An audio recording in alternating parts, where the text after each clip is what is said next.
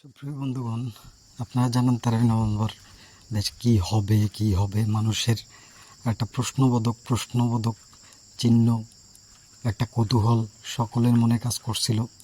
But 13 November Sheikh হাসিনার লকডাউনকে কেন্দ্র করে জনগণ, ছাত্রলীগ, আওয়ামী লীগ, যুবলীগের কোনো বিশৃঙ্খলা ছাড়াই আওয়ামী লীগ শেখ হাসিনাকে দেশের জনগণ কতটা পছন্দ করে 13 নভেম্বর তার জনগণ প্রমাণ করে দিয়েছে। বাংলাদেশের জন্য, বাংলাদেশের জনগণের জন্য, বাংলাদেশের মানুষের জন্য শেখ হাসিনা কতটা পজিটিভ 13 নভেম্বরের লকডাউনকে জনগণ তার স্বতঃস্ফূর্তভাবে তা দেখিয়ে দিয়েছে।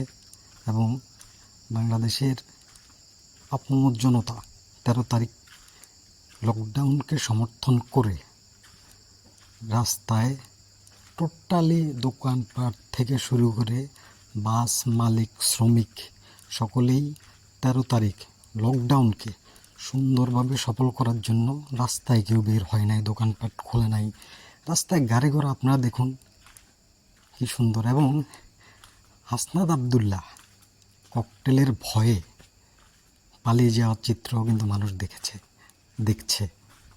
তো বন্ধুগণ, দেখুন ঢাকা শহরে কি শান্তিপূর্ণভাবে, স্বতঃস্ফূর্তভাবে জনগণ 13 নভেম্বর শেখ হাসিনার রায়কে, শেখ হাসিনার সিদ্ধান্তকে কীভাবে সমর্থন জানিয়েছে দেখুন।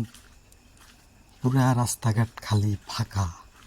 হাসনাত আবদুল্লাহ, তারপর দুই একটা, যেমন একটা মহিলা, একটা মায়ের বয়সী মেয়ে, নারী, উনি রাস্তায় বের হয়েছেন। এনসিপির একটা বাজে নারী এই মায়ের মতো মহিলার গায়ে হাত তুলেছে। কত বিশ্রী ব্যাপার!